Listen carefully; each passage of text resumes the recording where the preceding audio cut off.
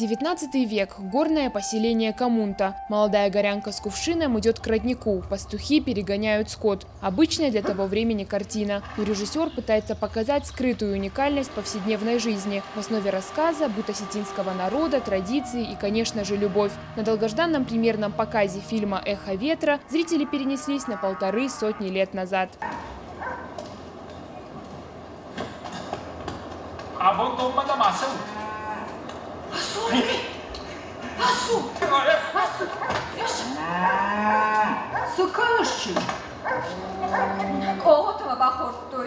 Идею Мадины Икаевой создать музыкальное кино поддержал предприниматель и меценат Арсен Цакулов. Возглавил съемочный процесс опытный режиссер Константин Бутаев. Он предложил сценарий и придал филигранной задумке. Большинство актеров – непрофессионалы. Совместными усилиями им удалось сколотить прекрасную команду. Талантливая и смелая группа энтузиастов шаг за шагом двигалась к своей цели. И вот она, долгожданная премьера.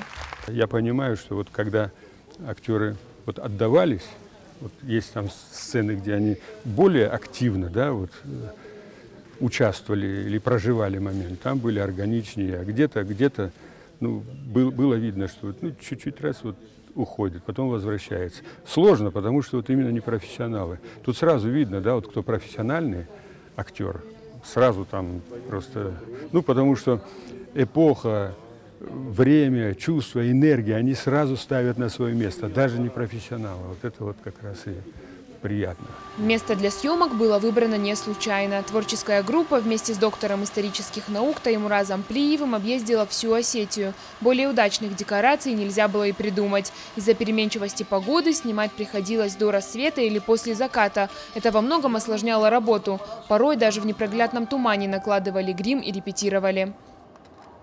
Самое главное, что было у нас и у других команд, которые снимали кино, это люди, зараженные идеей создания добротного, хорошего осетинского кино. Но это только первые шаги. И я прошу всех обратить взор кинематографистам, подставить им плечо, потому что кино – это очень сложное искусство, которое больше, чем другие виды искусства, завязано на человеческом факторе, когда один человек делает ошибку, спотыкаются все остальные.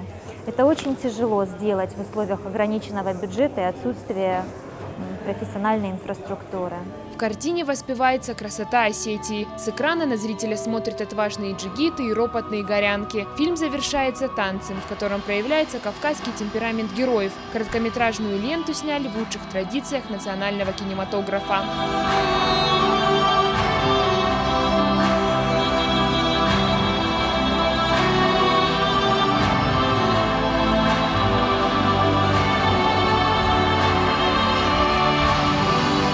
После показа в Северной Осетии фильм представят на различных кинофестивалях как в России, так и за рубежом. Возможно, он послужит импульсом к возрождению осетинского кино. Ирина Дзабаева, Тома Валиева, Ацамаз Кочиев, Осетия ТВ.